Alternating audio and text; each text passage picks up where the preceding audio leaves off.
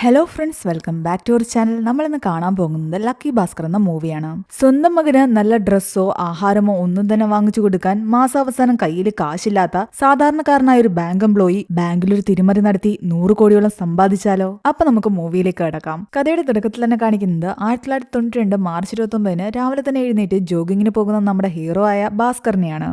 ബോംബെ നഗരത്തിലാണ് അവൻ താമസിക്കുന്നത്. ഈ നഗരത്തിലെ എല്ലാവരും കാശുണ്ടാക്കാൻ പല വഴികളും കണ്ടെത്താറുണ്ട്. അതിൽ മെയിൻ വഴിയാണ് സ്റ്റോക്ക് മാർക്കറ്റ്. അവിടുത്തെ സാധാരണക്കാരിലേക്ക് പോലും സ്റ്റോക്ക് മാർക്കറ്റ് എന്നൊരു ഐഡിയ കൊണ്ടുവന്നത് ഹർഷ മേറ എന്ന് പറയുന്ന ആളാണ്. അയാൾ പറയുന്ന പ്രകാരം ഷെയർ വാങ്ങിക്കുകയും വിൽക്കുകയൊക്കെ ചെയ്തു കഴിഞ്ഞാൽ നല്ല പ്രോഫിറ്റ് ഉണ്ടാക്കാൻ സാധിക്കുമായിരുന്നു. വീട്ടിലേക്ക് പാലും വാങ്ങിച്ചുകൊണ്ട് വരുന്ന വഴിക്ക് നമ്മുടെ ഹീറോ പറയുന്നുണ്ട്, ഈ കഥ ഹർഷയെ കുറിച്ചല്ല, എന്നെ കുറിച്ചാണ്. എന്നാൽ അവൻ വീട്ടിലെത്തുന്നതിന് മുമ്പ് തന്നെ കുറച്ച് CBI ഓഫീസേഴ്സ് വന്നിട്ട് അവനെ അവിടെ നിന്നും പിടിച്ചുകൊണ്ടുപോകുന്നു. ബാങ്കിൽ ഒരു സ്കാം നടന്നിട്ടുണ്ടെന്നും നിങ്ങൾക്കെതിരെ പലതരത്തിലുള്ള കംപ്ലൈന്റും വന്നിട്ടുണ്ട്, നിങ്ങൾ നിങ്ങളുടെ ബാങ്ക് അക്കൗണ്ട് മിസ്യൂസ് ചെയ്തിരിക്കുന്നു. അങ്ങനെ ഭാസ്കറിനെ ചോദ്യം ചെയ്യുന്നുണ്ട്. ഭാസ്കറിന്റെ വീട്ടിലും റെയ്ഡ് നടക്കുന്നു. അവരടുത്ത് സിസ്റ്റം എല്ലാം ചെക്ക് ചെയ്തിട്ട് അവന്റെ ബാങ്ക് അക്കൗണ്ടിലെ ട്രാൻസാക്ഷൻ എല്ലാം തന്നെ പ്രിന്റ് എടുത്തുകൊണ്ടിരിക്കുകയാണ്. അതിനിടയ്ക്ക് കറണ്ട് പോകുന്നു. ആ സമയം കൊണ്ട് കഥ ഫ്ലാഷ് ബാക്കിലേക്ക് പോകുന്നു. 1989 ആഗസ്റ്റ് മാസം, അതായത് 3 വർഷങ്ങൾക്ക് മുൻപ് മദ്രാസിൽ നിന്ന് ബോംബെയിലേക്ക് കുടിയേറി പാർത്ത ഒരു സാധാരണ കുടുംബമായിരുന്നു ഭാസ്കറിന്റേത്. ഒരുപാട് പ്രൈവറ്റ് ബാങ്കുകൾ പൂട്ടിപ്പോയെങ്കിലും ചുരുക്കം ചില ബാങ്കുകൾ പിടിച്ചു നിന്നു. അതിലൊരു ബാങ്കായ മഗധ ബാങ്കിലെ കാഷ്യർ ആയിരുന്നു ഭാസ്കർ. വെറും 6000 രൂപയ്ക്ക് അവിടെ ജോലി ചെയ്തിരുന്ന ഭാസ്കറിനാകട്ടെ കട ഇനത്തിൽ 30,000 രൂപ തിരിച്ചു കൊടുക്കാനുമുണ്ട്. ആ ലോൺ അവൻ ഇതുവരെയും തിരിച്ചടച്ചിട്ടില്ല. ജോലിക്കെത്തിയ അവൻ എല്ലാവരോടും വളരെ കാര്യത്തിലാണ് സംസാരിക്കുന്നത്. ബാങ്കിലെ റീജിയണൽ മാനേജർ ഹിമാൻഷു ആകട്ടെ എല്ലാവരോടും രാവിലെ കലിപ്പിലായിരുന്നു. തന്റെ കൊളീഗ്സിനെയൊക്കെ വഴക്ക് പറയുന്ന കണ്ടുകൊണ്ടാണ് ഭാസ്കർ അവിടേക്ക് കയറി ചെല്ലുന്നത്. എന്നാൽ അവന്റെ പെർഫോമൻസിൽ അയാൾ ഒരുപാട് ഹാപ്പിയാണ്. അവന്റെ ശുപാർശയിൽ ഒരുപാട് പേര് അവിടെ അക്കൗണ്ട് തുടങ്ങിയിട്ടുമുണ്ട്. നീ ഇതുപോലെ തന്നെ മുന്നോട്ട് പോവുകയാണെങ്കിൽ നിനക്ക് നല്ല പ്രൊമോഷൻ കിട്ടുമെന്ന് അയാൾ ഉറപ്പ് കൊടുക്കുന്നു. അവന്റെയും പ്രതീക്ഷ അത് തന്നെയാണ്. കുറച്ചു ദിവസത്തിനകം വെച്ച് തന്നെ അവിടുത്തെ അസിസ്റ്റന്റ് റീജിയണൽ മാനേജർ റിട്ടയർഡ് ആകും. അവനെ ആ പോസ്റ്റിലേക്ക് ശുപാർശ ചെയ്യാമെന്ന് ഈ ഹിമാൻഷു പറഞ്ഞിട്ടുണ്ട്. അങ്ങനെയാണെങ്കിൽ അവന്റെ സാലറിയും കൂടും, അത്യാവശ്യം പ്രശ്നങ്ങളും മാറും. എന്നും രാവിലെ ബാങ്കിൽ എത്തിക്കഴിഞ്ഞാൽ അവന്റെ ജോലി നേരെ വാൾട്ടിലേക്ക് പോവുകയാണ്. അവിടെ ലോക്കറിൽ നിന്നും കാശെടുക്കണം. വോൾട്ട് മാനേജറായ നാരായണനാകട്ടെ പലപ്പോഴും ലേറ്റ് ആയിട്ടായിരുന്നു വന്നുകൊണ്ടിരുന്നത്. ബാങ്കിൽ കൗണ്ടറിലേക്ക് വേണ്ടുന്ന ക്യാഷ് എല്ലാം തന്നെ രാവിലെ തന്നെ അവിടെ നിന്ന് എടുക്കും. എത്ര രൂപയാണോ എടുക്കുന്നത് അത് അവിടുത്തെ രജിസ്റ്ററിലും നോട്ട് ചെയ്യും. ബാങ്കിലെ ട്രാൻസാക്ഷൻസ് എല്ലാം തന്നെ രജിസ്റ്ററിലാണ് എൻ്റർ ചെയ്യുന്നത്. മാസാവസാനം മാത്രമേ അത് സിസ്റ്റത്തിലേക്ക് എൻ്റർ ചെയ്യാറുള്ളൂ. 6 മാസം കൂടുമ്പോൾ ഫുൾ റിപ്പോർട്ട് RBIക്ക് സബ്മിറ്റും ചെയ്യും. കഴിഞ്ഞ 3 വർഷമായിട്ട് ആ ബാങ്കിലെ ബെസ്റ്റ് എംപ്ലോയി ആയിരുന്നു ഭാസ്കർ. ബാങ്കിന് വെളിയിലായിട്ട് ഒരു മാരുതി കാർ കിടപ്പുണ്ടായിരുന്നു. CC അടിക്കാത്ത കാരണം ആരുടെ കയ്യിൽ നിന്നോ പിടിച്ചുകൊണ്ട് വന്നിട്ടിരിക്കുന്നതാണ്. അതെങ്ങനെയെങ്കിലും സ്വന്തമാക്കണമെന്ന് അവൻ ആഗ്രഹമുണ്ട്. അവന്റെ ഫ്രണ്ടായ സാംബയും ഇതേ ബാങ്കിലാണ് ജോലി ചെയ്യുന്നത്. ചെറുപ്പം മുതലേ ഇവർ രണ്ടുപേരും ഒരുമിച്ച് പഠിച്ചതാണ്. സാംബ ഇപ്പോൾ ഇതേ ബാങ്കിൽ തന്നെ പ്യൂണുമാണ്. കാശിന് ഒരുപാട് ആവശ്യമുണ്ടായിരുന്ന ഭാസ്കറിന് ഒരു സൈഡ് ബിസിനസ് കൂടി ഉണ്ടായിരുന്നു. ബാങ്കിൽ വരുന്ന പല കസ്റ്റമേഴ്സിനും ഫോം ഫില്ല് ചെയ്യാനും മറ്റും അറിയാത്ത കാരണം അവനാകട്ടെ തന്റെ ജോലി കഴിഞ്ഞിട്ട് അവിടെയുള്ള കഫേയിൽ പോയിരുന്ന് ഇവർക്ക് വേണ്ടിയിട്ട് ഫോം ഫില്ല് ചെയ്ത് കൊടുക്കും. അതിന് ചെറിയൊരു എമൗണ്ട് അവൻ ക്യാഷ് ആയിട്ട് വാങ്ങിക്കുകയും ചെയ്യും. അങ്ങനെ ഒരു ദിവസം അവന്റെ അടുത്തേക്ക് ഒരാൾ ലോൺ ആപ്ലിക്കേഷനുമായിട്ട് വരുന്നു. എന്നാൽ അയാളുടെ കയ്യിൽ ലോണിന് വേണ്ടിയിട്ടുള്ള കറക്റ്റായ ഡോക്യുമെന്റ്സ് ഒന്നും തന്നെ ഇല്ലായിരുന്നു. ഈട് വയ്ക്കാൻ ഒന്നുമില്ലാത്ത സ്ഥിതിക്ക് 2 ലക്ഷം രൂപ ലോൺ നൽകാൻ പറ്റില്ല എന്ന് അവൻ പറയുന്നു. ആന്റണി എന്നായിരുന്നു അയാളുടെ പേര്. അങ്ങനെ ജോലിയെല്ലാം കഴിഞ്ഞ് ഭാസ്കർ തിരിച്ച് വീട്ടിലേക്ക് വരുന്നുണ്ട്. അവിടെ ഒരുപാട് പേരുടെ അടുത്ത് നിന്നും അവൻ കടം വാങ്ങിയിട്ടുണ്ട്. പലിശ കൊടുക്കാത്ത കാരണം ഒരാൾ അവനെ വന്ന് ഭീഷണിപ്പെടുത്തുന്നു. അടുത്ത മാസം എന്തായാലും തരാമെന്ന് പറഞ്ഞിട്ടാണ് തൽക്കാലം അവൻ അയാളുടെ കയ്യിൽ നിന്ന് രക്ഷപ്പെടുന്നത്.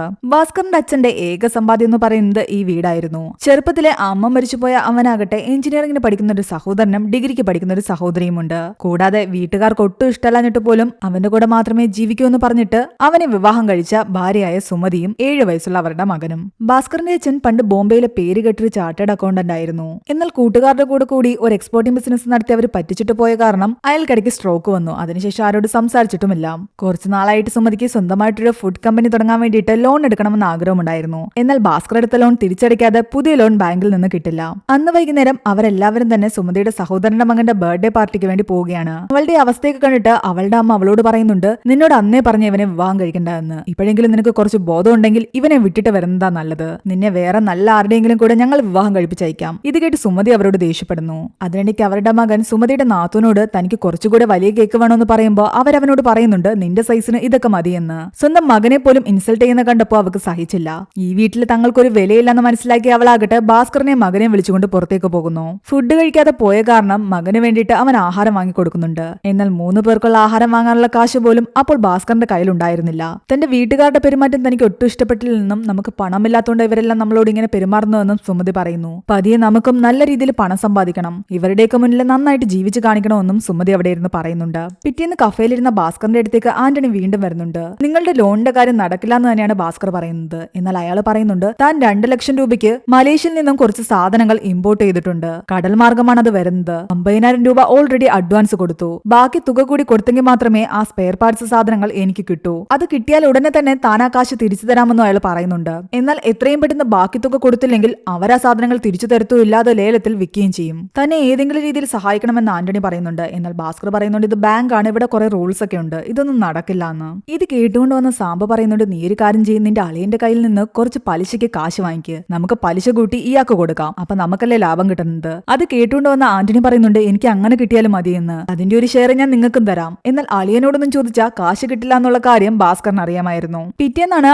അവന്റെ ബാങ്കിലെ അസിസ്റ്റന്റ് റീജിയണൽ മാനേജറിനെ തിരഞ്ഞെടുക്കുന്ന ചടങ്ങ്. ആ പോസ്റ്റ് തനിക്ക് തന്നെ കിട്ടുമെന്ന് ഉറപ്പിച്ചാണ് ഭാസ്കർ രാവിലെ തന്നെ വീട്ടിൽ നിന്ന് ഇറങ്ങുന്നത്. എന്നാൽ അമ്പലത്തിൽ പ്രാർത്ഥിച്ചുകൊണ്ടിരുന്ന അവന്റെ അടുത്തേക്ക് ആ പലിശക്കാരൻ വരുന്നു. കുറെ നാളായിട്ട് നീ എന്നെ പറ്റിച്ച് നടക്കിയ, മര്യാദയ്ക്ക് ഇന്ന് കാശ് തന്നേ പറ്റൂ. താൻ കാശ് തന്നു തീർക്കാന്ന് പറഞ്ഞിട്ടും അയാൾ കേൾക്കാതെ അവന്റെ വണ്ടിയുടെ താക്കോല് അവന്റെ പോക്കറ്റിൽ നിന്ന് പിടിച്ചു വലിച്ച് വാങ്ങിച്ചെടുക്കുകയാണ്. അവന്റെ പോക്കറ്റ് പോലും അയാൾ വലിച്ചു കീറിയിരുന്നു. അവിടെ കൂടി നിന്നിരുന്ന എല്ലാവരുടെയും മുന്നിൽ വെച്ച് അവൻ നാണം കിട്ടു. ബാങ്കിലേക്ക് എത്താൻ വേണ്ടിയിട്ട് അവന്റെ കയ്യില് 10ന്റെ കാശില്ലായിരുന്നു. വണ്ടിക്കൂലിക്ക് പോലും കാശില്ലാത്ത അവൻ ഓടിയാണ് ബാങ്കിലെത്തുന്നത്. ഒരുപാട് പ്രതീക്ഷയോടെ ചെന്ന അവനാകട്ടെ ആകെ ഞെട്ടിപ്പോയി. കാരണം ആ പോസ്റ്റിലേക്ക് ഹിമാൻഷു മറ്റൊരാളെ നിയമിച്ചിരിക്കുന്നു. അവൻ അയാളെ കാണാൻ ചെന്നപ്പോൾ അയാൾ പറയുന്നുണ്ട് എനിക്കൊന്നും ചെയ്യാൻ പറ്റിയില്ല, ജനറൽ മാനേജറാണ് എല്ലാ കാര്യങ്ങളും തീരുമാനിച്ചതെന്ന്. ഒരുപാട് വിഷമത്തോടെയാണെങ്കിലും അവൻ ആ സത്യം അക്സെപ്റ്റ് ചെയ്തു. താൻ 6,000 രൂപയ്ക്ക് തന്നെ ഇനി ഇവിടെ പണിയെടുക്കേണ്ടി വരും. എന്നാൽ സാമ്പ പറയുന്നുണ്ട് നീ വിചാരിക്കുന്ന പോലെയുള്ള കാര്യങ്ങൾ ആ ഹിമാൻഷു നിന്നെ ചതിച്ചതാണെന്ന്. നിന്റെ പേര് ആ പ്രൊമോഷൻ ലിസ്റ്റില് സൂചിപ്പിച്ചിട്ട് പോലുമില്ല.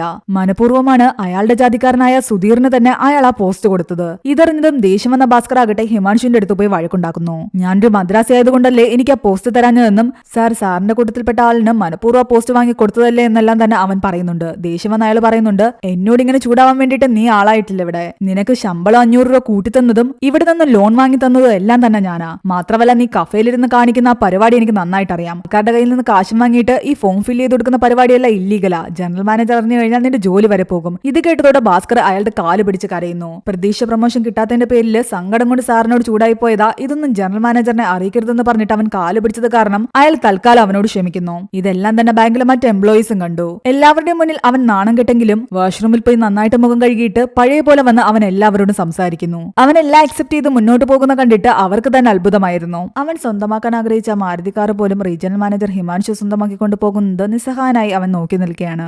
അന്നത്തെ ദിവസം അവന്റെ ലൈഫിൽ നടന്ന പല കാര്യത്തിൽ നിന്നും അവൻ മറ്റൊരു തീരുമാനത്തിലേക്ക് കടക്കുകയാണ്. രണ്ടും കൽപ്പിച്ച് ബാങ്കിൽ നിന്നും ക്യാഷ് എടുത്ത് അവൻ ആന്റണിയെ സഹായിക്കുന്നു. ഇത് കണ്ടതും സാമ്പ ഞെട്ടി. ബാങ്കിൽ എങ്ങനെ കണക്ക് കാണിക്കുന്നു ചോദിക്കുമ്പോൾ അവൻ പറയുന്നുണ്ട് ഇന്നത്തെ കണക്കിൽ ഞാൻ 2 ലക്ഷം കുറച്ചേ എഴുതൂ, നാളത്തെ കണക്കിൽ ആ 2 ലക്ഷം കൂട്ടി എഴുതും. നാളെ ആവുമ്പോഴേക്കും ഈ ക്യാഷ് അവിടെ തിരിച്ചു വെക്കുമല്ലോ, അതോടെ പിന്നെ വേറെ പ്രശ്നങ്ങളും ഉണ്ടാകില്ല. ആ 2 ലക്ഷം ആന്റണിക്ക് കൊടുത്തു കഴിഞ്ഞാൽ അയാളുടെ കുടുങ്ങിക്കിടക്കുന്ന സാധനങ്ങൾ അയാൾ തിരിച്ചെടുക്കുകയും അത് മറിച്ചു വിറ്റ ശേഷം നല്ലൊരു പ്രതിഫലം ഉണ്ടാക്കുകയും ചെയ്യും. അതിൽ നിന്നും 10% സാമ്പയ്ക്കും ഭാസ്കറിനും കിട്ടും. താൻ ഇനിയും ഇത്ര സത്യസന്ധനായിട്ട് ഇരുന്നിട്ടൊരു കാര്യവുമില്ല.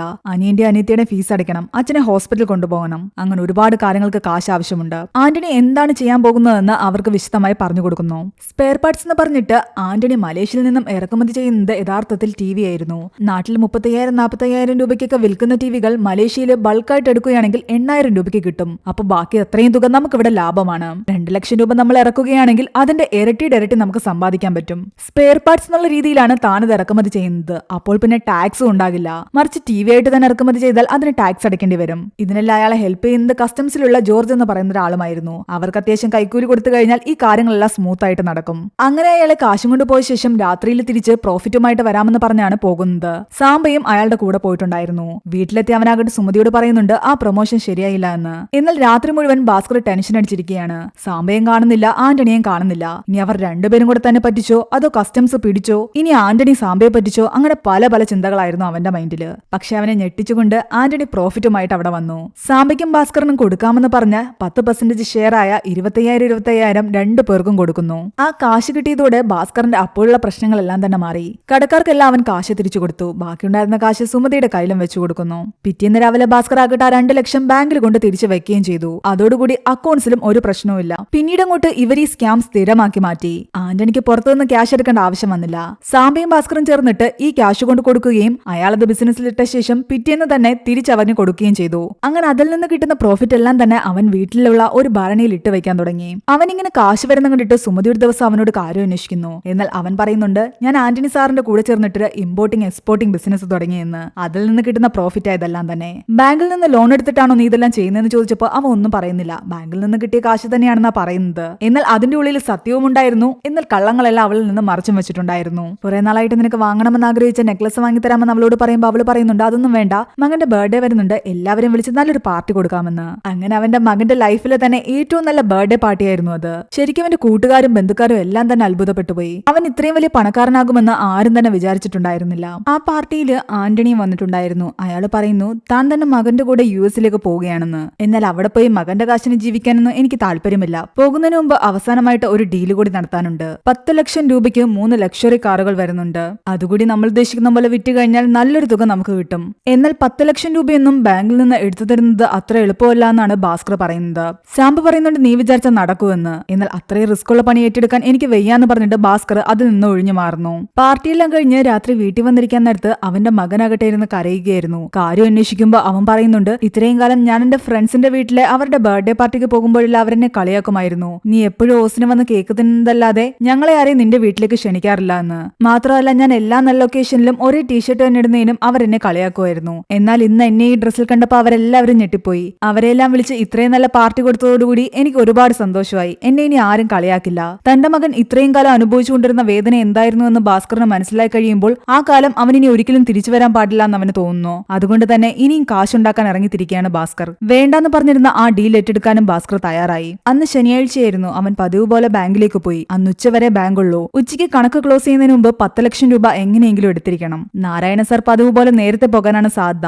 ലോക്കറിലേക്ക് ക്യാഷ് വെക്കുന്നതിന് മുമ്പ് അത് എടുക്കാനായിരുന്നു അവന്റെ തീരുമാനം. എന്നാൽ അയാളാകട്ടെ നേരെ വന്ന് കണക്കൊക്കെ നോക്കിയ ശേഷം അത് ലോക്കറിൽ കൊണ്ടുവെക്കാൻ പറയുന്നു. കൂടെ അയാളും വരുന്നുണ്ടായിരുന്നു. അതോടുകൂടി അവന്റെ പ്ലാൻ ഫ്ലോപ്പ് ആവുമെന്ന് അവന് പേടി തോന്നി. എന്നാൽ അതിനു മുൻപ് തന്നെ അവൻ സാമ്പയെ വിളിച്ചു പറഞ്ഞിട്ടുണ്ടായിരുന്നു നീ എവിടെയെങ്കിലും നിന്ന് ഇവിടേക്ക് കോള് ചെയ്യണം. നാരായണ സാറിനോട് കുറെ നേരം സംസാരിച്ച് ഒരു 10-15 മിനിറ്റ് അയാളെ എൻഗേജ്ഡ് ആക്കി വെക്കണം. കറക്റ്റ് സമയത്ത് തന്നെ സാമ്പ അയാളെ വിളിച്ചിട്ട് അയാളുടെ മകളുടെ കല്യാണക്കാരി സംസാരിക്കാൻ വിളിച്ച ബ്രോക്കറാണെന്നുള്ള രീതിയിൽ സംസാരിക്കുന്നു. അയാളുടെ ശ്രദ്ധ തിരിഞ്ഞതും അതിൽ നിന്നും 10 ലക്ഷം രൂപ ഭാസ്കർ എടുത്ത് മാറ്റിയ ശേഷം അയാളുടെ അടുത്ത് ബാക്കി കാശുമായിട്ട് വന്ന് നിൽക്കുന്നു. ഈ കോളിപ്പ കഴിയില്ല, നീ തന്നെ അത് കൊണ്ടുവച്ചേക്കാനാണ് അയാൾ പറയുന്നത്. അങ്ങനെ 10 ലക്ഷം രൂപ കുറച്ചാണ് അവൻ ലോക്കറിൽ കൊണ്ടുവയ്ക്കുന്നത്. അങ്ങനെ ആ ക്യാഷ് ആന്റണിയെ ഏൽപ്പിച്ച് അവർ കാറും ഇറക്കുമതി ചെയ്തു. എന്നാൽ ഇത്തവണ അവരെ കാത്തിരുന്നത് വലിയൊരു പ്രശ്നമാണ്. ഈ ഡീലർ ആകട്ടെ വേറെ ഏതോ ഒരു കേസിൽ പെട്ടിട്ട് അകത്തായി. അത് കാരണം അയാൾക്ക് ഇപ്പൊ ഈ കാറ് വാങ്ങാൻ പറ്റില്ല. അയാൾ കാറ് വാങ്ങിയ ശേഷം ക്യാഷ് തന്നെങ്കിൽ മാത്രമേ അതിൽ നിന്നും പ്രോഫിറ്റ് എടുത്തിട്ട് ബാക്കി ക്യാഷ് ബാങ്കിൽ തന്നെ കൊണ്ട് വെക്കാൻ പറ്റൂ. എല്ലാവരും ആകെ ടെൻഷനിലായി. ഭാസ്കർ പറയുന്നുണ്ട് ഇത് ടെൻഷൻ അടിക്കാനുള്ള സമയമല്ല, വേറെ ഏതെങ്കിലും ഒരു ഡീലറിനെ എത്രയും പെട്ടെന്ന് കണ്ടെത്തിയേ പറ്റൂ. അങ്ങനെ ആന്റണി കുറെ പേരെ വിളിച്ച് സംസാരിച്ചു കഴിയുമ്പോൾ ഗോവയിലുള്ള ഒരാളാകട്ടെ ഈ 3 കാറും ഒരുമിച്ച് വാങ്ങാൻ തയ്യാറായി. ഇനി അവരുടെ മുൻപിൽ ആകെയുള്ള ലക്ഷ്യം ഈ 3 കാറും റോഡ് മാർഗം എത്രയും പെട്ടെന്ന് ഗോവയിൽ എത്തിക്കുക എന്നതായിരുന്നു. അതിനുവേണ്ടിയിട്ട് ആന്റണിയുടെ പരിചയക്കാരനായ ഒരു പയ്യന്റെ സഹായത്തോടു കൂടി വ്യാജ രജിസ്ട്രേഷൻ നമ്പരും വണ്ടിയുടെ RC ബുക്കും റെഡിയാക്കുന്നു. പോകുന്ന വഴിയിൽ ചെക്ക് പോസ്റ്റിൽ പോലീസുകാർ തടഞ്ഞെങ്കിലും അവരുടെ അടുത്ത് അടുത്തൊരു ഐഡിയ ഉണ്ടായിരുന്നു. കാരണം ഇത്രയും ലക്ഷറി കാർ VIP-കളുടെ ആണെന്ന് തോന്നിക്കണം. അതിനുവേണ്ടിയിട്ട് അവിടെ ഉണ്ടായിരുന്ന പിച്ചക്കാരെയെല്ലാം വേഷം മാറ്റി VIP-കളാണെന്ന് പറഞ്ഞ് കാറിന്റെ പിൻസീറ്റിൽ അവരിരുത്തിയിട്ടുണ്ടായിരുന്നു. അയാൾ MLA ആണെന്ന് പറഞ്ഞാണ് സ്വയം പരിചയപ്പെടുത്തുന്നത്. അതിലും പോലീസുകാർ വീണില്ലെങ്കിൽ പുതിയ പടത്തിലെ ഹീറോയിനാണെന്ന് പറഞ്ഞിട്ട് ഇവരുടെ കൂടെ ഒരു പെണ്ണിനെ കൂടി ആ കാറിലിരുത്തിയിട്ടുണ്ടായിരുന്നു. ആ പെണ്ണിന്റെ സംസാരത്തിലും MLA-യുടെ ഭീഷണിയിലും പോലീസുകാർ വീണു. തുടർന്നുള്ള ഒരു ചെക്ക് പോസ്റ്റിലും അവർക്ക് ഒരു ചെക്കിങ്ങും ഉണ്ടായില്ല. അവർ പ്ലാൻ ചെയ്ത പ്രകാരം കാർ ആ ഡീലറിന്റെ അടുത്ത് എത്തിക്കാനും ക്യാഷ് കൈപ്പറ്റാനും സാധിച്ചു. നല്ലൊരു എമൗണ്ട് MLA-യുടെ വേഷം കെട്ടിയ ആ യാചകർക്കും ആ പെണ്ണിനും അവർ കൊടുക്കുന്നുണ്ട്. അവിടുത്തെ കാര്യങ്ങളെല്ലാം കഴിഞ്ഞ് മൺഡേ രാവിലെ ഏകദേശം 5:45 അവർ മുംബൈയിലെത്തി. ആന്റണി നേരെ തന്റെ മകന്റെ അടുത്തേക്ക് പോവുകയും ചെയ്തു. വരുന്ന വഴിക്കൊന്ന് ഫ്രഷ് ആയ ശേഷം ആ കാശടങ്ങുന്ന സ്യൂട്ട് കേസുമായിട്ടാണ് ഭാസ്കർ നേരെ ബാങ്കിലേക്ക് വരുന്നത്. എന്നാൽ അവൻ പുറത്തെത്തിയതും അവിടെ പോലീസ് ജീപ്പൊക്കെ കിടക്കുന്നുണ്ട്. ആകെ ഷോക്കായി. എന്താ സംഭവം എന്നറിയില്ല. അവന്റെ കൊളീഗായ ലത എന്ന് പറയുന്ന സ്ത്രീ പറയുന്നുണ്ട് എന്തോ സ്കാം എന്നൊക്കെ അവർ പറയുന്നുണ്ട്, എന്തോ കാര്യമൊന്നും അറിയില്ല എന്ന്. ഭാസ്കർ ആകെ ടെൻഷൻ അടിച്ചിട്ട് ഓഫീസ് റൂമിന്റെ ഫ്രണ്ടിൽ വന്ന് നിൽക്കുകയായിരുന്നു. പോലീസുകാരും ജനറൽ മാനേജറും എല്ലാം തന്നെ വന്നിട്ടുണ്ട്. പോലീസുകാർ അവന്റെ നേർക്ക് വന്നതും ആ പെട്ടിയിലേക്കൊന്ന് നോക്കിയ ശേഷം അവൻ വല്ലാതെ പേടിച്ചു നിൽക്കുകയായിരുന്നു. എന്നാൽ അയാൾ അവനോട് മാറാൻ പറഞ്ഞിട്ട് അവിടുത്തെ റീജിയണൽ മാനേജർ ഹിമാൻഷുവിനെ പിടിച്ചുകൊണ്ടാണ് പോകുന്നത്. ഏതോ ഒരു കസ്റ്റമറിന് ലോൺ ശരിയാക്കി കൊടുക്കാന്ന് പറഞ്ഞിട്ട് അതിന്റെ 10% കമ്മീഷൻ ഈ റീജിയണൽ മാനേജറും അസിസ്റ്റന്റ് റീജിയണൽ മാനേജർ സുധീറും ചേർന്നിട്ട് വാങ്ങിയിട്ടുണ്ടായിരുന്നു. ഇവരെ രണ്ടുപേരെയും പോലീസ് പിടിച്ചുകൊണ്ടുപോയി. അപ്പോഴാണ് ശരിക്കും ഭാസ്കറിന് ശ്വാസം നേരെ വീണത്. അവൻ വിചാരിച്ചു അവനെ പിടിക്കാനാ വന്നതെന്ന്. അവൻ പതിയെ സ്യൂട്ട് കേസുമായിട്ട് തന്റെ സീറ്റിൽ പോയിരിക്കുന്നു. കുറച്ചുനേരം കഴിയുമ്പോൾ അവൻ തലയ്ക്ക് കൈ കൊടുത്തിരുന്നതും നാരായണൻ വന്നിട്ട് അവനെ വിളിക്കുന്നുണ്ട്. പോയി നമുക്ക് ക്യാഷ് എടുത്തിട്ട് വരാമെന്ന് പറയുന്നു. അങ്ങനെ കൗണ്ടറിലേക്കുള്ള ക്യാഷ് ലോക്കറിൽ നിന്നും എടുത്ത് പെട്ടിയിലേക്ക് വെക്കാൻ നേരത്ത് അയാൾ ചോദിക്കുന്നുണ്ട് എത്ര എടുത്തു എന്ന്. 50 എടുത്തു എന്ന് അവൻ പറയുന്നു. യഥാർത്ഥത്തിൽ അവൻ 40 എടുത്തിട്ടുള്ളൂ. ബാക്കി 10 അവന്റെ കയ്യിലുണ്ടായ കാരണം അത് തിരിച്ചു വെക്കാൻ വേണ്ടിയിട്ടാണ് അയാളോട് അവൻ 50 അവിടെ നിന്ന് എടുത്തതെന്ന് പറഞ്ഞത്. എന്നാൽ അയാൾ ഒന്നുകൂടി ചോദിക്കുന്നുണ്ട് 40 അല്ലേ എന്ന്. അല്ല 50 തന്നെയാന്ന് പറയുന്നു. നീ പറഞ്ഞാ പിന്നെ ഓക്കെ ഇരിക്കുന്നു പറഞ്ഞിട്ട് അയാൾ 50 രജിസ്റ്ററിൽ എഴുതുന്നത്. അവൻ ആ ക്യാഷുമായിട്ട് വന്നിട്ട് കൗണ്ടറിലേക്ക് ഇരുന്നിട്ട് പെട്ടിയിലേക്ക് കൈവച്ചതും ജനറൽ മാനേജർ അവിടേക്ക് വരുന്നു. എന്താ പെട്ടിയിലെന്ന് ചോദിക്കുന്നു. ഭാസ്കർ ആകെ വിയർക്കാൻ തുടങ്ങി. ഒന്നുമില്ല സാർ, താൻ ഇന്നലെ നാട്ടിൽ പോയിരുന്നു. അപ്പോൾ നേരെ ഇങ്ങോട്ട് വന്നതാ തുണികളാണെന്നാണ് അവൻ പറയുന്നത്. പെട്ടി തുറന്നു കാണിക്കുമെന്ന് പറഞ്ഞിട്ട് അയാൾ നിർബന്ധം പിടിക്കാൻ തുടങ്ങി. അവൻ ആകെ പേടിച്ചുകൊണ്ട് പെട്ടിയുടെ ലോക്ക് അഴിക്കാൻ ശ്രമിക്കുകയായിരുന്നു. നാരായണൻ അവിടേക്ക് വന്നപ്പോൾ ജനറൽ മാനേജർ പറയുന്നുണ്ട് ഈ ക്യാഷ് എത്രയുണ്ടെന്ന് എണ്ണി നോക്കാൻ. അയാൾ അത് എണ്ണുന്ന നേരത്ത് അവൻ പെട്ടിയുടെ ലോക്ക് തുറക്കുന്നു. എന്നാൽ അതിലാകട്ടെ ക്യാഷ് ഒന്നും തന്നെ ഇല്ലായിരുന്നു. നാരായണൻ പറയുന്നു ഇത് 50 ഉണ്ടെന്ന്. ഇനിയാണ് ചെറിയൊരു ഫ്ലാഷ് ബാക്ക് കാണിക്കുന്നത്. ഭാസ്കർ തന്റെ സീറ്റിലേക്ക് വന്നിരുന്ന ഉടനെ തന്നെ പെട്ടിയിൽ നിന്നും ക്യാഷ് എല്ലാം എടുത്തിട്ട് മുകളിലിരുന്ന ട്രെയിൽ വെച്ചിട്ടുണ്ടായിരുന്നു. അത് കഴിഞ്ഞ് ടെൻഷൻ അടിച്ചിരിക്കുമ്പോഴാണ് നാരായണൻ അവനെ ക്യാഷ് എടുക്കാൻ കൊണ്ടുപോകുന്നത്. അവിടെ നിന്ന് എടുത്തുകൊണ്ട് വന്ന ക്യാഷ് 40 ആ മെയിൻ പെട്ടിയിൽ ഇരിപ്പുണ്ട്. നാരായണൻ അത് എണ്ണിയ ശേഷം മുകളിലേക്ക് നോക്കുമ്പോൾ മറ്റൊരു പെട്ടിയിൽ ബാക്കി 10 ലക്ഷം ഇരിപ്പുണ്ട്. ഇത് രണ്ടും കൂടി ചേർത്തിട്ടാണ് നാരായണൻ 50 എന്ന് പറഞ്ഞത്. എന്തായാലും അവൻ മുൻപേ തന്നെ ആ ക്യാഷ് അവിടെ എടുത്ത് മാറ്റി വെച്ചത് നന്നായി. ഇല്ലെങ്കിൽ അവൻ കൈയോടെ പിടിക്കപ്പെട്ടേനെ. ഓൾറെഡി ഓഫീസിൽ ഒരുപാട് സ്കാംസ് നടക്കുന്നുണ്ട്, അതുകൊണ്ടാണ് നിന്നെ ഡൗട്ട് അടിച്ചത്, ഒന്നും തോന്നണ്ടെന്ന് പറഞ്ഞിട്ട് ജനറൽ മാനേജർ അവിടെ നിന്ന് പോയി. അന്ന് സാംബ വീണ്ടും ഭാസ്കറിനെ കാണാൻ വരുന്നുണ്ട്. ആന്റണി പോയെങ്കിലും നമുക്ക് വേറെ ഡീലേഴ്സിനെ പിടിച്ചിട്ട് ഇതുപോലെ കണ്ടിന്യൂ ചെയ്താലോ എന്ന് അവൻ ചോദിക്കുന്നു. എന്നാൽ ഭാസ്കർ പറയുന്നു ഇതിന് തുടരണ്ട എന്ന്, കളി ഇവിടെ വെച്ച് അവസാനിപ്പിക്കുന്നതാ നല്ലത്. പക്ഷേ സാംബയാകട്ടെ വീണ്ടും സ്വന്തമായിട്ട് ക്യാഷ് ഇറക്കിയിട്ട് ഇതുപോലെ സാധനങ്ങൾ ഇമ്പോർട്ട് ചെയ്ത് മറിച്ച് വെക്കുന്ന പരിപാടിക്ക് ഇറങ്ങിത്തിരിക്കുകയാണ്. എന്നാൽ ഭാസ്കർ ഇത്രയും നാൾ കൊണ്ട് തന്നെ വീട്ടിലുള്ള എല്ലാ അംഗങ്ങൾക്കും വേണ്ടിയിട്ടുള്ള സേവിങ്സ് ആക്കി വെച്ചിട്ടുണ്ടായിരുന്നു. അതിനിടയ്ക്കാണ് അവന്റെ അനിയൻ അപ്ലൈ ചെയ്ത US-ലെ എഞ്ചിനീയറിംഗ് സീറ്റ് അവന് കിട്ടുന്നത്. പക്ഷെ അതിന്റെ ഫീസ് 6 ലക്ഷം രൂപയാകും. ഇവിടെ പഠിച്ചു കഴിഞ്ഞാൽ ഇവിടെ ശമ്പളം 6000 രൂപ കിട്ടൂ. അവിടെ പോയി പഠിക്കുകയാണെങ്കിൽ തുടക്കം തന്നെ 60,000 രൂപ ശമ്പളം കിട്ടും. ഒടുവിൽ അനിയന്റെ ആഗ്രഹം സാധിച്ചു കൊടുക്കാൻ വേണ്ടിയിട്ട് വീട്ടിലെ എല്ലാവർക്കും വേണ്ടി സേവ് ചെയ്ത് വെച്ചിരുന്ന തുക അവൻ അവന്റെ അനിയന്റെ ഫീസിന് വേണ്ടി ഉപയോഗിക്കുന്നു. അവനെ US-ലേക്ക് പറഞ്ഞു വിടുകയും ചെയ്തു. പിറ്റേന്ന് ബാങ്കിലെത്തി കഴിയുമ്പോൾ ബാങ്കിന്റെ ഫ്രണ്ടിലാകട്ടെ അവൻ ആ മാരുതി കാർ കാണുന്നു. റീജിയണൽ മാനേജർ കൊണ്ടുപോയത് അയാളുടെ വീട്ടിൽ നിന്നും തിരിച്ചത് ഇവിടെ കൊണ്ടിട്ടിരിക്കുകയാണ്. അകത്തേക്ക് കയറി ചെന്നപ്പോ ചെയർമാൻ ഉൾപ്പെടെ എല്ലാവരും തന്നെ അവിടെ ഉണ്ടായിരുന്നു. ഭാസ്കറിനെ കാത്തിരുന്നത് വലിയൊരു ഗുഡ് ന്യൂസ് ആണ്. റീജിയണൽ മാനേജറും അസിസ്റ്റന്റ് റീജിയണൽ മാനേജറും എല്ലാം സ്കാം നടത്തി പിടിക്കപ്പെട്ടു. ഇവിടുത്തെ ജനറൽ മാനേജർ ആകട്ടെ ബാംഗ്ലൂരിലെ ബ്രാഞ്ചിലേക്ക് പോവുകയാണ്. അതുകൊണ്ട് ഇനി ഈ ബാങ്കിലെ കാര്യങ്ങൾ നോക്കാൻ വേണ്ടിയിട്ട് അസിസ്റ്റന്റ് ജനറൽ മാനേജറായിട്ട് നമ്മുടെ ഭാസ്കറിനെയാണ് അവർ നിയമിച്ചിരിക്കുന്നത്. അധികം എക്സ്പീരിയൻസ് ഇല്ലാത്ത ഇത്രയും ജൂനിയറായ എംപ്ലോയിയെ ഇത്രയും വലിയൊരു പദവിയിലേക്ക് അവർ നിയമിക്കുന്നതിന് കാരണം അവന് വർക്കിനോടുള്ള പാഷൻ കാരണമായിരുന്നു. 20,000 അടുപ്പിച്ച് സാലറിയും ട്രാവൽ അലവൻസും അവന് കിട്ടും. വേറെ എന്തെങ്കിലും നിനക്ക് വേണമെന്ന് ചോദിക്കുമ്പോൾ പുറത്ത് കിടക്കുന്ന ആ മാരുതി കാർ എനിക്ക് തരുമെന്ന് അവൻ ചോദിക്കുന്നു. അവരപ്പ തന്നെ അതെടുത്തോളാൻ അവന്റെ അടുത്ത് പറഞ്ഞു. ആ കാറിലാണ് അവൻ വീട്ടിലേക്ക് ചെല്ലുന്നത്. തനിക്ക് പ്രൊമോഷൻ കിട്ടിയ സന്തോഷ വാർത്ത അവൻ സുമതിയെ അറിയിക്കുന്നു. വീട്ടിലെല്ലാവരും അതറിഞ്ഞ് വളരെയധികം ഹാപ്പിയായി.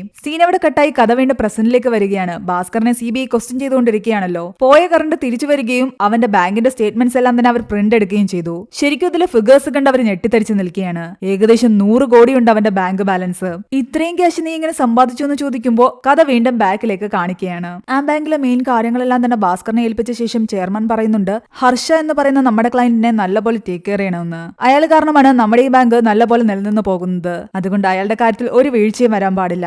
ഹർഷ വഴിയാണ് മറ്റു ബാങ്കുകളിൽ നിന്നും VR നമുക്ക് കിട്ടിക്കൊണ്ടിരിക്കുന്നത്. VR എന്ന് വെച്ച് കഴിഞ്ഞാൽ ഒരു ബാങ്ക് മറ്റൊരു ബാങ്കിന് കടം കൊടുക്കുന്ന രീതിയാണ്. മഗധ ബാങ്കിൽ നിന്നും ക്യാഷ് കടമായിട്ട് കതാരി ബാങ്കിനാണ് കൊടുക്കുന്നത്. എന്നാൽ ബാങ്കുകൾക്ക് ഡയറക്റ്റ് കടം കൊടുക്കാൻ പറ്റില്ല. അതിന്റെ മീഡിയേറ്റർ ആയിട്ട് ഒരു ബ്രോക്കറിനെ ആവശ്യമുണ്ട്. മഗധ ബാങ്കിൽ നിന്ന് ബ്രോക്കറിന്റെ അക്കൗണ്ടിലേക്ക് ആ ക്യാഷ് ട്രാൻസ്ഫർ ചെയ്യും. അയാൾ അത് കതാരി ബാങ്കിലേക്ക് കൊടുക്കും. ഇങ്ങനെയുള്ള ഈ മീഡിയേറ്റർ ആയിട്ടുള്ള ബ്രോക്കറാണ് ഹർഷ. ആ ക്യാഷ് തിരിച്ചടയ്ക്കാൻ കതാരി ബാങ്കിന് ഒരു ടൈം പീരീഡ് ഉണ്ടാവും. അവര് തിരിച്ച് ഹർഷയുടെ അക്കൗണ്ടിലിടുകയും ഹർഷ തിരിച്ചത് മഗധ ബാങ്കിന്റെ അക്കൗണ്ടിലിടുകയും ചെയ്യും. അങ്ങനെ ഈ VR ചെക്സ് വാങ്ങിക്കാൻ വേണ്ടി വരുന്നത് ഹർഷയുടെ PA ആയ സൂരജ് എന്ന വ്യക്തിയാണ്. എന്നാൽ 2 ആഴ്ചക്കുള്ളിൽ ഇത് അടയ്ക്കാൻ പറ്റില്ല എന്നും ചിലപ്പോൾ ഒരു 3 ആഴ്ച 4 ആഴ്ച എടുക്കുമെന്ന് അയാൾ പറയുന്നു. എന്നാൽ അത് പറ്റില്ല, കറക്റ്റായിട്ട് അടയ്ക്കണമെന്നാണ് ഭാസ്കർ പറയുന്നത്. ഭാസ്കറിനെ കയ്യിലെടുക്കാൻ വില കൂടിയ ഗിഫ്റ്റ്സ് എല്ലാം തന്നെ അയാൾ ഓഫർ ചെയ്യുന്നുണ്ട്. അതെല്ലാം തന്നെ ഭാസ്കർ നിരസിക്കുന്നു. റൂള് തന്നെയാണെന്നും തിരിച്ച് ക്യാഷ് കറക്റ്റ് സമയത്ത് തരണമെന്നും അവൻ പറയുന്നു. എന്നിട്ട് അയാൾ ഏകദേശം 4 ആഴ്ച കഴിഞ്ഞിട്ടാണ് ക്യാഷ് കൊണ്ട് തിരിച്ചടയ്ക്കുന്നത്. അതിനിടയ്ക്ക് ഹർഷയുടെ ഒരു ബാങ്ക് സ്റ്റേറ്റ്മെന്റ് വേണമെന്ന് അയാൾ ആവശ്യപ്പെടുന്നുണ്ട്. അങ്ങനെ സ്റ്റാഫിനോട് പറഞ്ഞിട്ട് ഭാസ്കർ അത് എടുത്തു കൊടുക്കുകയും ചെയ്യുന്നു. പക്ഷേ ഒരു കോപ്പിക്ക് പകരം സ്റ്റാഫ് ആകട്ടെ 2 കോപ്പിയാണ് എടുത്തുകൊണ്ട് വന്നത്. അതുകൊണ്ട് സൂരജ് ഒരു കോപ്പി അവിടെ വെച്ചിട്ട് തനിക്ക് ആവശ്യമുള്ള ഒരു കോപ്പിയായിട്ടാണ് പോകുന്നത്. ഭാസ്കർ വെറുതെ ആ കോപ്പി എടുത്ത് നോക്കിയതും ശരിക്കും ഞെട്ടിപ്പോയി. വലിയൊരു സ്കാമാണ് അവിടെ നടക്കുന്നതെന്ന് ഭാസ്കറിന് മനസ്സിലായി. കതാരി ബാങ്കിലേക്ക് പറഞ്ഞു കൊടുക്കുന്ന ക്യാഷ് കതാരി ബാങ്കിലേക്ക് എത്തുന്നില്ല. ഇവിടെ നിന്നത് ഹർഷയുടെ അക്കൗണ്ടിലേക്ക് പോകുന്നുണ്ട്. എന്നാൽ ഹർഷ അത് കതാരി ബാങ്കിലേക്ക് കൊടുക്കുന്നില്ല. ഹർഷയുടെ അക്കൗണ്ടിൽ നിന്നും അത് ഗ്രോഹൈ എന്ന് പറയുന്ന കമ്പനിയുടെ അക്കൗണ്ടിലേക്കാണ് പോകുന്നത്. അതിനുശേഷം പിറ്റേന്ന് ഗ്രോഹയിൽ നിന്ന് ഹർഷയുടെ അക്കൗണ്ടിലേക്ക് തിരിച്ചു വരും. ഹർഷ അത് തിരിച്ച് മഗധ ബാങ്കിലേക്ക് ഇടുകയും ചെയ്യും. കതാരി ബാങ്കിനെന്ന് പറഞ്ഞിട്ട് ഹർഷ കൊണ്ടുപോകുന്ന ഈ ക്യാഷ് എല്ലാം തന്നെ അയാൾ വേറെ എവിടെയോ ഇൻവെസ്റ്റ് ചെയ്യുകയാണ്. ഇത് കണ്ടുപിടിച്ച ഭാസ്കർ ആകട്ടെ നേരെ കതാരി ബാങ്കിലേക്ക് ചെല്ലുന്നു. നിങ്ങളുടെ ബാങ്ക് സ്റ്റേറ്റ്മെന്റ് എടുക്കാൻ പറയുന്നുണ്ട്. എന്നാൽ നിങ്ങളുടെ ബാങ്കിൽ നിന്ന് ഞങ്ങൾ കടമൊക്കെ വാങ്ങുന്നത് കരുതിയിട്ട് ഇവിടുത്തെ സ്റ്റേറ്റ്മെന്റ് ഒന്നും എടുത്തുതരാൻ പറ്റില്ല എന്നാണ് അവിടുത്തെ മാനേജർ ഹരിഹരൻ പറയുന്നത്. അയാളുടെ കയ്യിലെ വാച്ചും വിലപിടിപ്പുള്ള ആഭരണങ്ങളും അയാളുടെ സംസാരം എല്ലാം കേട്ടപ്പോൾ അവന് മനസ്സിലായി ഹർഷയുമായിട്ട് ചേർന്നിട്ടാണ് ഈ ബാങ്കിലെ മാനേജർ ഉൾപ്പെടെ എല്ലാവരും തന്നെ ഈ സ്കാമിൽ പങ്കെടുത്തിരിക്കുന്നതെന്ന്. മാനേജർ മാത്രമായിരുന്നില്ല, ആ ബാങ്കിലെ ഫുൾ സ്റ്റാഫും ആ ഒരു സ്കാമിൽ പങ്കെടുക്കുന്നുണ്ടായിരുന്നു. വീട്ടിൽ തിരിച്ചെത്തിയ ഭാസ്കർ ആകട്ടെ ബാങ്കിൽ വിളിച്ചിട്ട് ചെയർമാന്റെ പേഴ്സണൽ നമ്പർ ചോദിക്കുന്നു. ഈ വിവരം വിവരം എല്ലാം തന്നെ എത്രയും പെട്ടെന്ന് ചെയർമാനെ അറിയിക്കണം. ആ സമയത്ത് സ്റ്റാഫ് പറയുന്നുണ്ട് ആ സൂരജ് വീണ്ടും ചെക്കുമായിട്ട് വന്നിട്ടുണ്ടെന്ന്. സാറിന് പേഴ്സണൽ നമ്പർ അവന് കൊടുക്കട്ടെ എന്ന് ചോദിക്കുന്നു. തൽക്കാലം അത് വേണ്ടെന്നാണ് ഭാസ്കർ പറയുന്നത്. അവനങ്ങനെ ചെയർമാനെ വിളിക്കാൻ ആലോചിച്ചിരിക്കുമ്പോഴാണ് സുമതി തന്റെ മകനെയും സ്കൂളിൽ നിന്ന് വിളിച്ചുകൊണ്ട് വരുന്നത്. ഇവൻ സ്കൂളിൽ എന്താ ചെയ്തതെന്നറിയാവോ? ഇവന്റെ കൂട്ടുകാരൻ ഒരു പെൺകുട്ടിയുടെ ബാഗിൽ നിന്ന് ചോക്ലേറ്റ് മോഷ്ടിച്ചു. അതിവൻ കണ്ടിട്ട് ടീച്ചറിനോട് പറഞ്ഞില്ല. ആ കൂട്ടുകാരൻ ആ പാതി ചോക്ലേറ്റ് ഇവന് കൊടുത്തു. അവനത് വാങ്ങിച്ച് കഴിച്ചുകൊണ്ട് പോയിരുന്നു. ഇവൻ ചെയ്തത് തെറ്റല്ലേ എന്ന് സുമതി ചോദിക്കുമ്പോ ആ കുട്ടി പറയുന്നുണ്ട് ഞാൻ ചെയ്തത് തെറ്റല്ല എന്ന്. കാരണം ഞാൻ അവന്റെ കള്ളത്തരം ടീച്ചറിനോട് പോയി പറഞ്ഞു കൊടുത്താൽ ടീച്ചർ എനിക്ക് ഒന്നും തരത്തില്ല. പക്ഷെ ഞാനത് മറച്ചു വെച്ച് അവന്റെ കൂടെ നിന്നപ്പോ അവൻ മോഷ്ടിച്ച ചോക്ലേറ്റിന്റെ പാതി എനിക്ക് തന്നു. തന്റെ മകൻ പറഞ്ഞ ആ വാക്ക് ശരിക്കും ഭാസ്കറിന്റെ മൈൻഡിൽ സ്ട്രൈക്ക് ചെയ്തു. കാരണം താനത് ചെയർമാനോട് പറഞ്ഞാൽ തനിക്ക് ഒന്നും തന്നെ കിട്ടാൻ പോകുന്നില്ല. മറിച്ച് ആ സ്കാമിലുള്ള ആൾക്കാരുടെ കൂടെ നിന്ന് കഴിഞ്ഞാൽ അവൻ അതിലൊരു പെർസെന്റേജ് കിട്ടും. അതുകൊണ്ട് തൽക്കാലം അവൻ ചെയർമാനെ വിളിക്കാൻ നിൽക്കുന്നില്ല. സൂരജുമായിട്ട് സംസാരിക്കാനാണ് അവൻ തീരുമാനിക്കുന്നത്. അതിനു മുന്നേ തന്നെ ഹർഷി ഈ പണം എന്താണ് ചെയ്യുന്നതെന്ന് അന്വേഷിക്കുമ്പോൾ അവന് മനസ്സിലാവുന്നുണ്ട് ഹർഷി ഇത് ഷെയർ മാർക്കറ്റിൽ ഇൻവെസ്റ്റ് ചെയ്യുകയാണെന്ന്. ദിവസവും രാവിലെ പോയിട്ട് ഷെയർസ് വാങ്ങിക്കും. അതെല്ലാം തന്നെ വൈകുന്നേരം ആവുമ്പോൾ മറിച്ച് വിൽക്കുകയും ചെയ്യും. ഇതിലൂടെ വലിയൊരു പ്രോഫിറ്റ് ആണ് അയാൾ സമ്പാദിച്ചുകൊണ്ടിരിക്കുന്നത്. എന്നാൽ ബാങ്ക് കൊടുക്കുന്ന പണം ഇങ്ങനെ ഇല്ലീഗലായിട്ട് ഷെയർ മാർക്കറ്റിൽ ഇൻവെസ്റ്റ് ചെയ്യുന്നത് വലിയ ക്രൈമാണ്. അത് RBIക്ക് ഇൻഫോം ചെയ്തു കഴിഞ്ഞാൽ വലിയ ശിക്ഷ തന്നെ ലഭിക്കുകയും ചെയ്യും. എല്ലാം മനസ്സിലാക്കിയ ശേഷമാണ് അവൻ സൂരജിന്റെ അടുത്ത് ചെല്ലുന്നത്. ഭാസ്കർ ഈ സത്യങ്ങളെല്ലാം മറച്ചു വെച്ച് ഇനിയുള്ള ചെക്കുകളെല്ലാം തന്നെ സൈൻ ചെയ്ത് കൊടുക്കാൻ വേണ്ടിയിട്ട് അവന് നല്ലൊരു തുക അവർ ഓഫർ ചെയ്യുന്നു. എന്നാൽ അവൻ കൊടുത്ത ചെക്കാകട്ടെ ഭാസ്കർ വാങ്ങിക്കുന്നില്ല. എനിക്ക് വേണ്ടുന്ന പണം എത്രയാണെന്ന് ഞാൻ തന്നെ പറയും. നിങ്ങൾ ബാങ്കിൽ നിന്നും കൊണ്ടുപോകുന്നതിന്റെ 1% എനിക്ക് വേണം. മാത്രമല്ല നിങ്ങൾ ഏത് ഷെയർസിലാണ് ഇൻവെസ്റ്റ് ചെയ്യുന്നതെന്നും ഏതാണ് വാങ്ങിക്കുന്നതെന്നും വിൽക്കുന്നതെന്നും എന്നുള്ള എല്ലാ കാര്യങ്ങളും തന്നെ നിങ്ങൾ ചെയ്യുന്നതിന് മുൻപേ എന്നെ കൂടെ അറിയിക്കണം. ആ ഡീലിന് സൂരജ് ഓക്കെ പറയുന്നു. അങ്ങനെ പിറ്റേന്ന് തന്നെ സൂരജ് ഭാസ്കർ ആവശ്യപ്പെട്ട അവന്റെ 1% പൈസ കൊടുക്കുന്നുണ്ട്. ബ്ലാക്ക് മണി ആയിട്ട് അത്രയും ക്യാഷ് അവന്റെ കയ്യിൽ വെക്കാൻ പറ്റില്ല. അത് വൈറ്റ് ആക്കാൻ വേണ്ടിയിട്ട് അവൻ നേരെ പോകുന്നത് ആന്റണി നേരത്തെ തന്നെ പരിചയപ്പെടുത്തിയിട്ടുള്ള ആ ഒരു ഫ്രണ്ടിനെ കാണാൻ വേണ്ടിയിട്ടാണ്.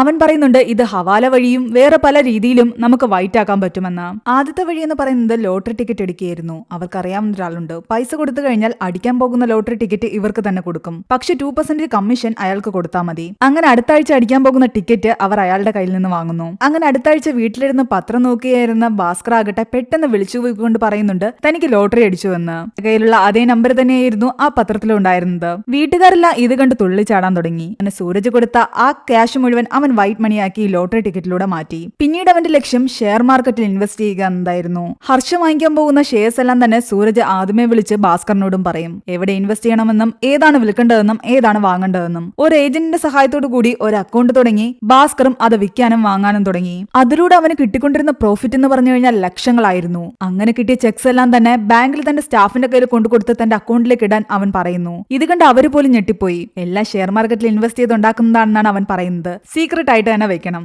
ഒരുപാട് കഷ്ടപ്പെട്ടുകൊണ്ടിരുന്ന അവന്റെ ഈ ഉറച്ച കണ്ടിട്ട് അവർക്ക് പോലും സന്തോഷം തോന്നിയിരുന്നു. അതിനിടെ അവന്റെ പെങ്ങളാകട്ടെ കൂടെ പഠിച്ചൊരു പയ്യനെ പ്രേമിക്കുകയും വിവാഹം കഴിക്കാൻ ആഗ്രഹിക്കുകയും ചെയ്യുന്നു എന്ന് പറയുന്നു. അങ്ങനെ ഉടനെ തന്നെ അവൻ പെങ്ങളുടെ വിവാഹം ഉറപ്പിച്ചു. അതിനു വേണ്ടിയിട്ടും ഒരുപാട് ക്യാഷ് വേണം. പക്ഷെ ഇഷ്ടംപോലെ ക്യാഷ് അവൻ ഓൾറെഡി സമ്പാദിച്ചു വെച്ചിട്ടുണ്ടല്ലോ. അതുകൊണ്ട് അവന് ഒരു ടെൻഷനുമില്ലായിരുന്നു. സുമതിയും പെങ്ങളെയും കൊണ്ട് അവന്റെ മാരുതി കാറിൽ അവൻ സാരിയും മറ്റും എടുക്കാൻ വേണ്ടിയിട്ട് കടകളിലേക്ക് പോകുന്നു. എന്നാൽ അവിടെ ചെല്ലുമ്പോഴാണ് ഈ മാരുതി കാറിൽ വന്നത് കാരണവും ഇവരുടെ ഡ്രസ്സിംഗ് സ്റ്റൈലും ഒക്കെ കാരണവും ഇവർക്ക് വേണ്ടത്ര ബഹുമാനം ലഭിക്കുന്നില്ല എന്നുള്ളത് അവന് മനസ്സിലായത്. അവിടെ വന്നിരിക്കുന്ന മറ്റു കസ്റ്റമേഴ്സിനെല്ലാം ജ്യൂസ് ഒക്കെ കൊടുത്ത് നല്ല രീതിയിൽ അവരെ ഡീൽ ചെയ്യുമ്പോൾ തങ്ങളെ മൈൻഡ് പോലും ചെയ്യുന്നുണ്ടായിരുന്നില്ല അവിടെയുള്ള കടക്കാര്. ഇതിൽ നിന്നും ഭാസ്കറിന് ഒരു കാര്യം മനസ്സിലായി. കാശുണ്ടായിട്ട് കാര്യമില്ല, തന്റെ കയ്യിൽ കാശുണ്ടെന്ന് നാലാൾ അറിയണം. ആ കടയിൽ നിന്ന് ഇറങ്ങിയ അവനാകട്ടെ നേരെ പോയി തന്റെ ഫുൾ ഗെറ്റപ്പ് തന്നെ മാറ്റുകയാണ്. വില കൂടിയ വസ്ത്രങ്ങളും വാച്ചും എല്ലാം തന്നെ വാങ്ങി. മാരുതി കാർ വീട്ടിലിട്ടിട്ട് പുതിയൊരു കാർ തന്നെ വാങ്ങി. എന്നിട്ട് ആ കാറിൽ കുറച്ചു കഴിയുമ്പോൾ തന്നെ നേരത്തെ വന്ന കടയിലേക്ക് വരുന്നു. ഇപ്പോൾ അവന് വേണ്ടത്ര ബഹുമാനവും കിട്ടുന്നുണ്ടായിരുന്നു. അവനെ നല്ല പോലെ അവർ ഡീലും ചെയ്യുന്നുണ്ടായിരുന്നു. ആ കടയിൽ ഒരു സെക്ഷനിലെ ഡയമണ്ട് നെക്ലസ് മുഴുവൻ അവൻ കൈയോടെ വാങ്ങി. തല മുതൽ കാല് വരെ നിനക്ക് ഇഷ്ടമുള്ളത് എന്തും എടുത്തോളാൻ സുമതിയോട് പറയുന്നു. അത്രത്തോളം ഞാൻ സമ്പാദിച്ചു വെച്ചിട്ടുണ്ട്. ഷെയർ മാർക്കറ്റിൽ നിന്ന് കിട്ടുന്ന ലാഭവും ഹർഷയ്ക്ക് VR കൊടുക്കുന്നതിലൂടെ കിട്ടുന്ന ലാഭവും എല്ലാം കൂടെ ചേർത്ത് ഒരുപാട് ക്യാഷ് ഉണ്ട്. എന്നാൽ ഹർഷയിൽ നിന്ന് കിട്ടുന്ന ബ്ലാക്ക് മണി വൈറ്റ് ആക്കാൻ വേണ്ടിയിട്ട് എപ്പോഴും ലോട്ടറി എടുക്കാൻ പറ്റില്ല. കാരണം അത് ആൾക്കാർ വിശ്വസിക്കില്ല. അതുകൊണ്ട് ഏതെങ്കിലും ഒരു കമ്പനി തുടങ്ങിയിട്ട് അതിന്റെ മറവിൽ അത് വൈറ്റ് മണി ആക്കാൻ വേണ്ടിയിട്ടായിരുന്നു അവരുടെ അടുത്ത പ്ലാനിങ്. കുറെ നാളായിട്ട് തന്നെ സുമതി ഒരു ഫുഡ് കമ്പനി തുടങ്ങാൻ ആഗ്രഹിച്ചിരുന്നു. അതുകൊണ്ട് സർപ്രൈസ് ആയിട്ട് അവൾക്ക് വേണ്ടി ആ കമ്പനി അവൻ തുടങ്ങുകയും അതിൽ വരുന്ന ഓർഡേഴ്സ് എല്ലാം തന്നെ ഗൾഫ് രാജ്യങ്ങളിൽ നിന്നാണെന്നും അതുവഴി തനിക്ക് ഒരുപാട് ക്യാഷ് കിട്ടുന്നുണ്ടെന്നും അവൻ കണക്കിൽ കാണിക്കുന്നു. അവിടുത്തെ അക്കൗണ്ട്സ് കൈകാര്യം ചെയ്യുന്നതും അവനെ നേരത്തെ ഹെൽപ്പ് ചെയ്തുകൊണ്ടിരുന്ന ആ വ്യക്തി തന്നെയായിരുന്നു. അതുകൊണ്ട് സുമതിക്കും ഡൗട്ട് അടിച്ചില്ല. അങ്ങനെ കാര്യങ്ങളൊക്കെ മുന്നോട്ട് നല്ല രീതിയിൽ പോയിക്കൊണ്ടിരിക്കുകയാണ്. അതിനിടയ്ക്ക് പതിയെ ഹർഷ കൊണ്ടുപോകുന്ന ക്യാഷുകൾ കറക്റ്റ് സമയത്ത് തിരിച്ചടക്കാതെയായി. പലപ്പോഴും കുറച്ച് ക്യാഷ് മിസ്സിംഗ് ആയിരുന്നു.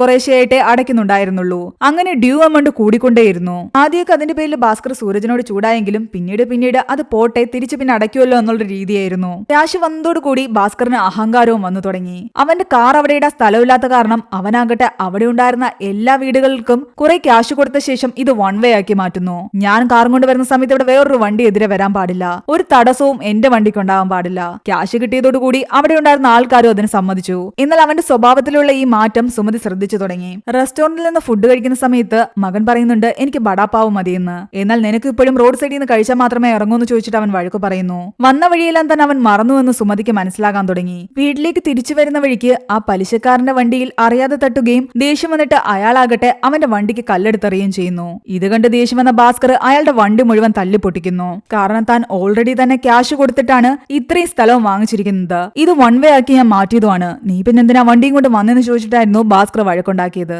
അയാൾ എത്ര കെഞ്ചി പറഞ്ഞിട്ടും അയാളുടെ വണ്ടി അവൻ തല്ലിപ്പൊളിച്ചു. ഇതും കൂടിയായപ്പോ സുമതിക്ക് അവനോടുള്ള ദേഷ്യം കൂടി. അവർ ഒരുമിച്ച് കിടക്കാതെ പോലുമായി. ഇതെല്ലാം തന്നെ അവന്റെ അച്ഛനും ശ്രദ്ധിക്കുന്നുണ്ടായിരുന്നു. കഥ വീണ്ടും പ്രസന്റിലേക്ക് കാണിക്കുകയാണ്. നീ ഇത്രയൊക്കെ പറഞ്ഞല്ലോ, ഇത്രയൊക്കെ ചെയ്തു കൂട്ടിയിട്ട് ആ സുമതി ഫുഡ് കമ്പനി നീ എന്തിനാ പെട്ടെന്ന് ക്ലോസ് ചെയ്തെന്ന് ചോദിക്കുമ്പോൾ ഭാസ്കർ അതിന്റെ സ്റ്റോറി പറയുകയാണ്. ഒരു ദിവസം അവന്റെ ബാങ്കിലേക്ക് കട്ടാരി ബാങ്കിലെ മാനേജർ ഹരിഹരൻ വരുന്നുണ്ട്. അയാളുടെ ബാങ്കിൽ ലോക്കർ ഇല്ലാത്ത കാരണം അയാളുടെ ഭാര്യയ്ക്ക് വേണ്ടിയിട്ട് ഇവിടെ ഒരു ലോക്കർ എടുക്കാനായിരുന്നു. അതിനിടയ്ക്ക് ഭാസ്കർ ആകട്ടെ ഹർഷിയുടെ അക്കൗണ്ട്സ് ചെക്ക് ചെയ്തുകൊണ്ടിരിക്കുന്നത് ഹരിഹരൻ ശ്രദ്ധിക്കുന്നുണ്ട്. എന്താ പറ്റി, എന്താ പ്രശ്നം എന്ന് ചോദിക്കുമ്പോൾ ഭാസ്കർ പറയുന്നുണ്ട് കടം കൊടുക്കുന്ന ക്യാഷുകളൊന്നും തന്നെ അവർ കറക്റ്റ് ആയിട്ട് തിരിച്ചടയ്ക്കുന്നില്ല, ഒരുപാട് ക്യാഷ് ഡ്യൂ ആയിട്ട് കിടപ്പുണ്ട്, 1 കോടിയൊക്കെ അല്ലേ ഉള്ളൂ, അത് അഡ്ജസ്റ്റ് ചെയ്താൽ മതി എന്ന് ഹരിഹരൻ പറയുന്നു. എന്നാൽ 1 കോടിയൊന്നുമല്ല, ഡ്യൂ ആയിട്ട് ഏകദേശം ഇപ്പോൾ 100 കോടി അടുപ്പിച്ചുണ്ടെന്ന് പറയുന്നു. ഇത് കേട്ടതും ഹരിഹരന്റെ കിളി പോയ അവസ്ഥയായിരുന്നു. കാരണം മഗധ ബാങ്കിൽ നിന്ന് കടാരി ബാങ്കിന് കടം കൊടുക്കുന്ന ക്യാഷ് ആയിട്ടാണ് ഇതിനെ കാണിക്കുന്നത്. ഹരിഹരൻ ഇത്രയും ക്യാഷ് വാങ്ങിക്കാൻ വേണ്ടിയിട്ട് ഒന്നും സൈൻ ചെയ്ത് കൊടുത്തിട്ടുമില്ല. അയാൾ ആ പേപ്പേഴ്സ് ചെക്ക് ചെയ്ത് നോക്കുമ്പോഴാകട്ടെ അതെല്ലാം തന്നെ ഫേക്ക് സീലും അയാളുടെ കള്ള സൈനുമായിരുന്നു. ഇതിന്റെ ഇടയ്ക്ക് നിന്ന് ഹർഷ കളിച്ചതാണ്.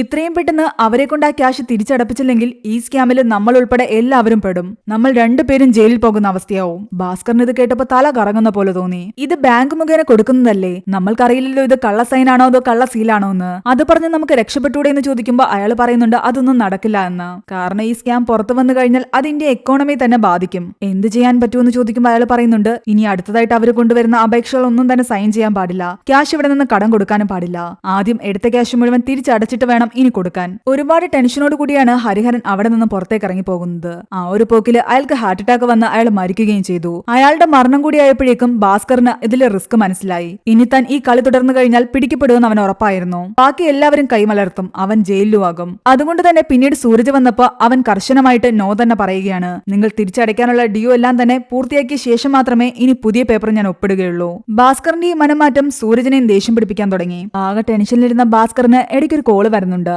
അവന്റെ ഫ്രണ്ട് സാംബയെ പോലീസ് പിടിച്ചു എന്ന് പറഞ്ഞിട്ട്. അവൻ ഒറ്റയ്ക്ക് എക്സ്പോർട്ടിംഗ് ബിസിനസ് നടത്താൻ പോയതാ, കയ്യിലുണ്ടായിരുന്ന ക്യാഷ് മുഴുവൻ പോയി. കസ്റ്റംസ് പിടിക്കുകയും ചെയ്തു. എന്നാൽ അവനെ തൽക്കാലം ക്യാഷ് കൊടുത്ത് ഭാസ്കർ പുറത്തിറക്കുകയാണ്. അതിന്റെ ഇടയ്ക്ക് സുമതിയും മകനെയും കൊണ്ട് അവളുടെ വീട്ടിൽ പോയപ്പോഴാകട്ടെ അവളുടെ സഹോദരൻ ബിസിനസ് എല്ലാം തകർന്നിരിക്കുകയായിരുന്നു. അവളുടെ അമ്മ അവളോട് പറയുന്നുണ്ട് നീ നിന്റെ ഭർത്താവിനോട് പറഞ്ഞിട്ട് കുറച്ച് ക്യാഷ് നിന്റെ ചേട്ടന് വാങ്ങിക്കൊടുക്കണം, അവന്റെ കയ്യിൽ ഇപ്പോൾ ഇഷ്ടം പോലെ ക്യാഷ് ഇല്ലേ. പാവം നിന്റെ ഭർത്താവിന്റെ മുൻപിൽ കെഞ്ചുന്നത് കണ്ടില്ലേ, അവൻ അഹങ്കാരത്തോടു കൂടി കാലിന്റെ മേൽ കാല് കയറ്റിയിരിക്കുന്നു.